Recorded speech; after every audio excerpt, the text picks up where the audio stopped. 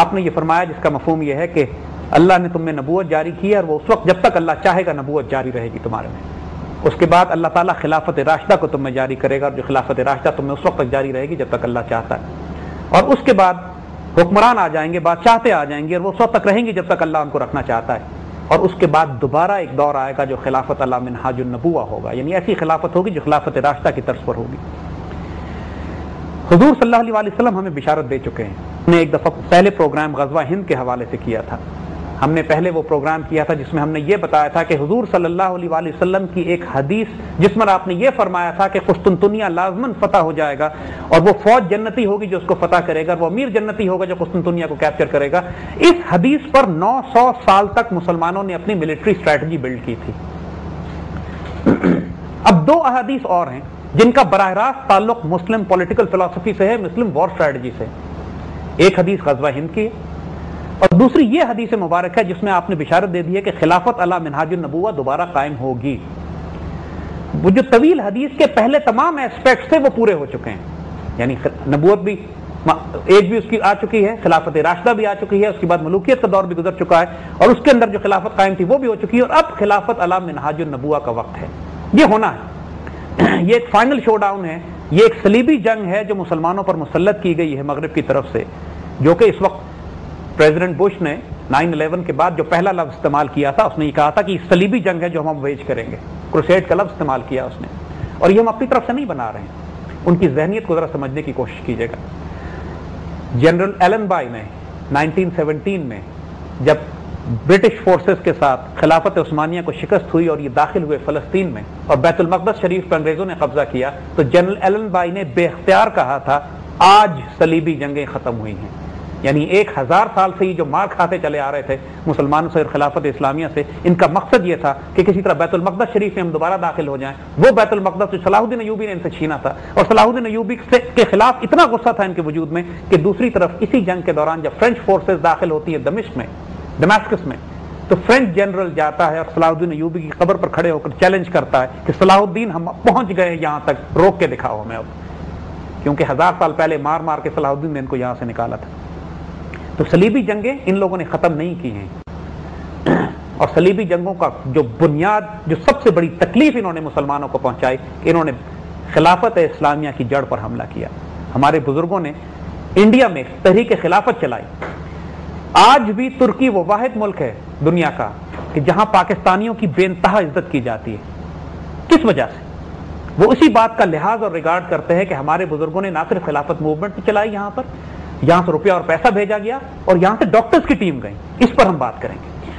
یہاں پہ ہم پاز کریں گے زید صاحب، اس ڈسکشن کو ہم جاری رکھیں گے، لیکن اس سے پہلے we have to go to break. ابو، اولڈ از گولڈ کے کیا معنی ہیں؟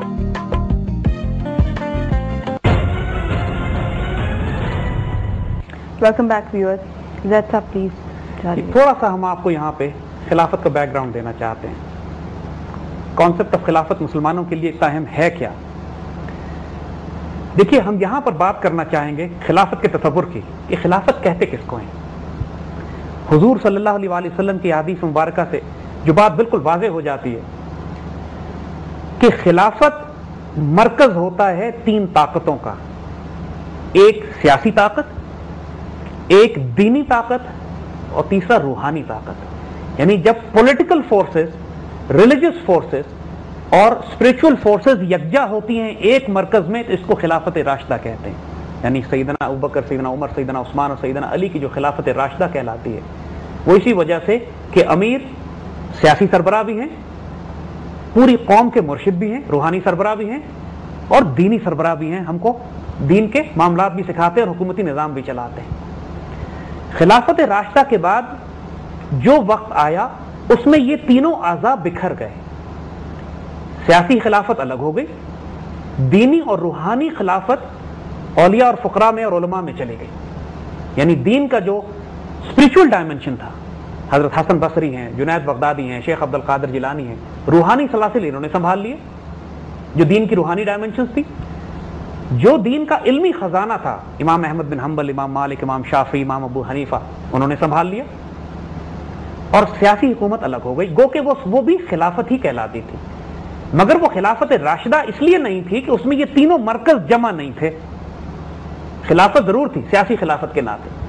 عباسی خلافت، اس پہلے امیت خلافت آئی، اس کے بعد عباسی خلافت آئی، کئی سو سال انہوں نے حکومت کی، اور تقریباً 1517 کے قریب عباسی خلافت ٹرانسفر ہو جاتی ہے عثمانی خلافت کی طرف. یعنی اس وقت عثمانی ترک جو اس سے پہلے 1453 میں قسطنطنیہ کو فتح کر چکے تھے، اور قسطنطنیہ یاد رکھیے یہ وہ قسطنطنیہ شہر ہے کانسٹینٹینوپل استنبول کہ جس کو فتح کرنے کی کوشش حضرت ابو ایوب انصاری نے بھی کی تھی، اور یہ سعادت سلطان محمد فاتح کے نصیب میں تھی جو عثمانی سلطان تھے.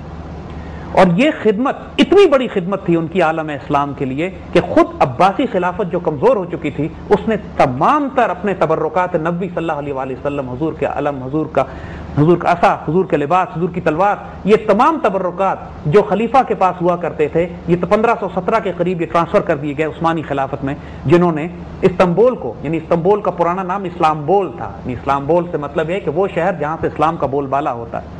استنبول بعد میں آنے والے ترکوں نے اس کو کیا. اسلامبول میں وہ تمام تبرکات لا کے رکھے گئے، خلیفہ کے حوالے کیے گئے.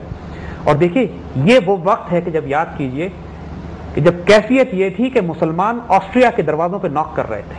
پورا ایسٹرن یورپ ہمارے پاس تھا، بلغاریہ، بالکنز، سربیا، مونٹینیگرو، بوسنیا، تمام ایسٹرن یورپ مسلمانوں کے پاس تھا.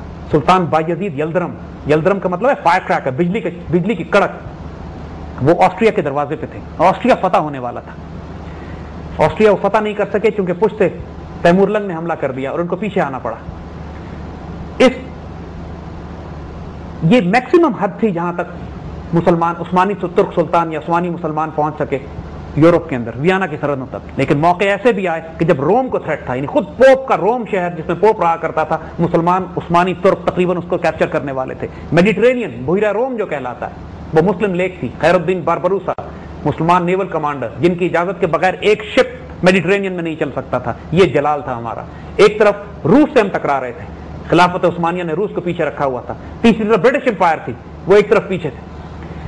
جو خلافت عثمانیہ کا جلال اور جمال تھا، جو عروج تھا، جو ان کی عزت تھی، جو وقار تھا، اس وقت کیفیت یہ تھی کہ یورپ کے وہ تمام ملک جو آج بھیڑیوں کی طرح ہم پر حملے کر رہے ہیں، اس وقت خلافت اسلامیہ کے پاس آ کر بھیک مانگا کرتے تھے، مدد لیا کرتے تھے کہ ہماری آپس کی جنگوں میں ہمیں آپ پناہ دے دیں. اور جس کو خلیفہ جس کو پناہ دے دیا کرتا تھا، پوری دنیا کی کوئی قوم اس کی طرف نگاہ اٹھا کے دیکھنے کی ضرورت نہیں کرتی تھی. یہ آنر تھا ہمارا، یہ ڈگنیٹی تھی ہماری. مسلمان نیگوسیشنز نہیں کرتے تھے. نیگوسیشنز ٹرکس کو آتی ہی نہیں تھی، اس لیے نہیں آتی تھی کہ نیگوسیشنز کی ضرورت ہی نہیں تھی. جو فیصلے وہ کروانا چاہتے تھے بڑے بڑے بادشاہوں کو بلا کے بٹھاتے تھے، کہتے تھے یہ لکھ دو. نیگوسیشن تو اس وقت ہوتی ہے جب آپ کسی کمزور پوزیشن میں اور آرگیو کر کے اپنے لیے کوئی طاقت لینا چاہیں. تو جلال یہ تھا.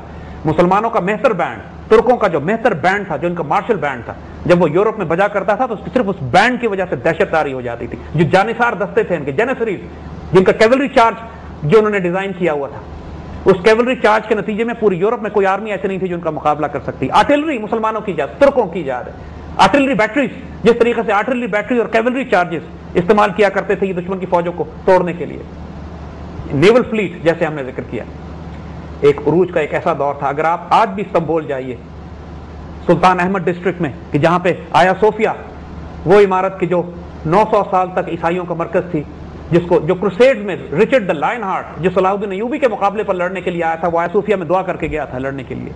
استنبول میں جو سلطان محمد فاتح نے، یہ وہ شخص ہے کہ جس نے 7 میل بحری جہاز خشکی پہ گھسیٹتا ہوا لایا اپنا باسفورس میں، اور یہاں پر لا کر اس نے قسطنطنیہ کو کیپچر کیا.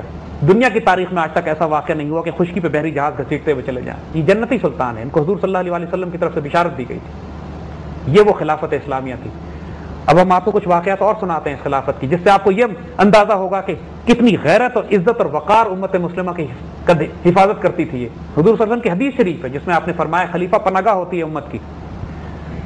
ہم آپ کو صرف 2 واقعات سنائیں گے جس سے آپ کو اندازہ ہوگا کہ مسلمانوں کی عزت اور آبرو کی حفاظت خلافت کس طرح کیا کرتی تھی. یہ یہودی 19ویں صدی کے